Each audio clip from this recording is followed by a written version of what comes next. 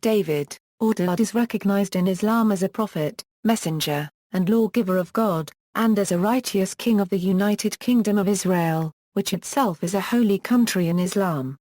He similarly figures prominently in the Torah and the Old Testament of the Christian Bible.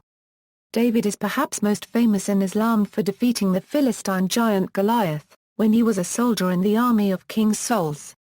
His genealogy goes back through Judah, the son of Jacob, to Abraham.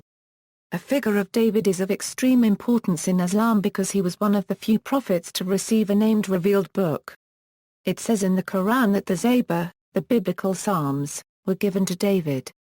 David's son, Solomon, took over the task of prophecy after his death, and he was made the subsequent king of Israel. The Judeo-Christian and Islamic views of David, however, differ in some aspects. Muslims do not accept the sins of adultery and murder attributed to David in the Hebrew Bible, as they feel that prophets in their belief the utmost chosen and elect of God would never commit such grave crimes. The story of Bathsheba and Uriah is thus absent in David's Quranic narrative and plays no role in Islamic tradition. Historical narrative in Islam: the following is David's narrative in the Quran, fleshed out through details given in exegesis or tafsir. Saul sets forth with his army. King Saul set forth with his armies to fight the Philistines. There were, however, many doubtful unbelievers in his army. Thus, God made the king perform a test to see which of his warriors were loyal and which were not. They stopped by a flowing stream, and Saul, performing a test similar to that of Gideon's before him, warned his people that whoever drank of the stream's water would not go forward with the army.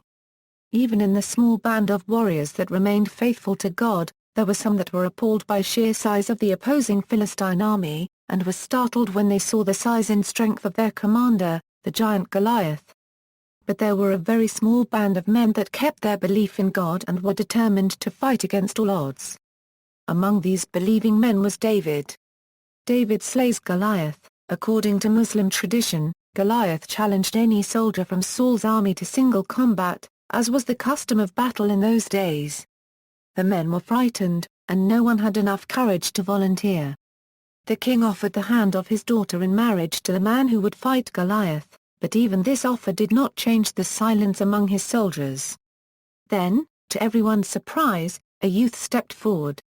A roar of laughter echoed from the enemy's side, and even Saul's soldiers shook their heads. The young man was David, from the city of Bethlehem. David at this point was a mere youth. He did not have much of a standing even in the Israelite camp. Although he was not as experienced in warfare as some of his contemporaries, his strong faith in God exalted him above any companion or enemy, and his mastery of the slingshot led to the defeat of Goliath. David used his slingshot and used it to aim the pebble at the mocking Goliath. The pebble shot from the whirling sling with the speed of an arrow and hit Goliath's head with great force. Blood gushed out, and Goliath fell to the ground, lifeless, before he even had a chance to draw his sword. When the rest of his men saw their mighty hero slain, they ran for their lives. After David killed Goliath, he became a hero overnight, and the Israelites loved him. Before this victory, David was an insignificant figure in the community, known only for his kind demeanor. Now, however, the children of Israel wanted him as the successor to King Saul. When David took the position, however, he became not only the king of Israel but he was also given the gift of prophethood. The Quran states, "By the will of God they defeated them, and David killed Goliath, and God gave him kingship and wisdom, and taught him whatsoever he pleased." If God did not make men deter one another, this earth would indeed be depraved. But gracious is God to the people of the world. Armor making by David. Islamic belief holds that God taught David the making of armor. The Quran says the iron was made soft for him, through which David could make instruments for protection against enemies. However, the rule in this story is to use weapons of defense only in true war, not to simply use weapons for degenerate violence. Later accounts in Muslim literature have references to David's armor-making abilities. God says in the Quran, "We favored David with excellence, O mountains and birds, glorify the greatness of God with him. And we made iron pliable for him." make long coats of mail, and fix their links, and do the right. I surely see whatsoever you do. Remembrance of God. David was a man of superb strength, slaying Goliath in his raw youth. But God afterwards had bestowed upon him various gifts, including those of kingship and prophethood. Thus, the wise king would frequently praise God, in unison with the nature around him. Many scholars believe he was given the gifts of music as well, and would sing his prayers too, as he was blessed with great eloquence. The Quran mentions David's praise of God. Bear with patience what they say, and remember our votary David, man of strength. He surely turned to us in penitence. We subjugated the chiefs to struggle day and night with him, and the levied birds. They were all obedient to him. Disputants of the chamber. David would retire to his prayer chamber at various times in the day, to express his devotion to God. One day, however, his privacy was invaded by two men, who had obtained access into his palace by climbing over a wall. David was frightened by this supposed apparition. However, the two men soon told the king that they were brothers who had come to ask him to resolve an argument between them. One of the brothers was more grieved than the other.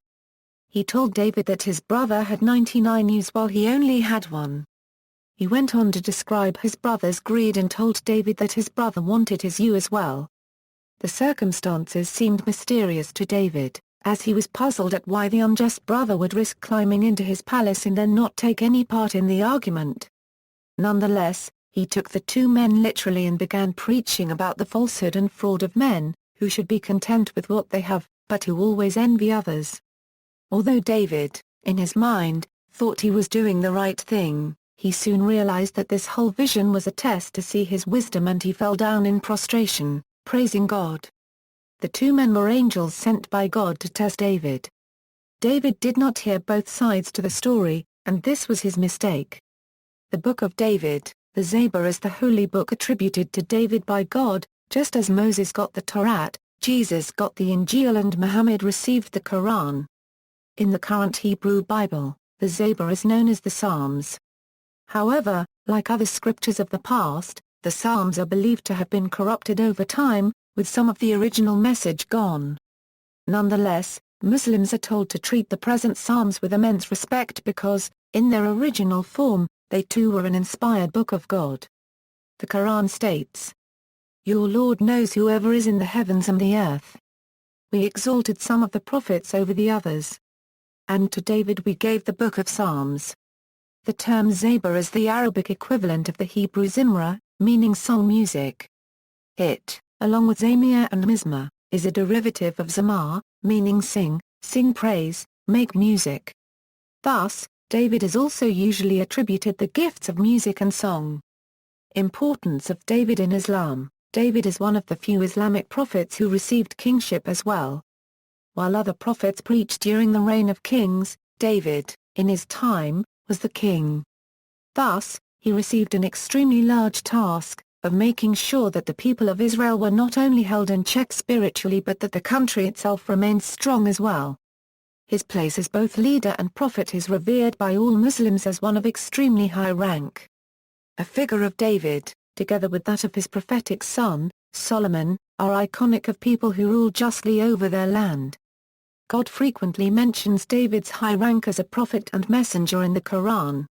He is often mentioned alongside other prophets, to emphasize how great he was. For example, God says, "And we gave him Isaac and Jacob and guided them, as we had guided Noah before them, and of his descendants, David and Solomon and Job and Joseph and Moses and Aaron. Thus we reward those who are upright and do good." When the Caliph Umar visited Jerusalem, the patriarch Sophronius accompanied him on the Temple Mount, while he searched for the Mirabdad to perform a prayer. Later commentators identified this site with the Tower of David.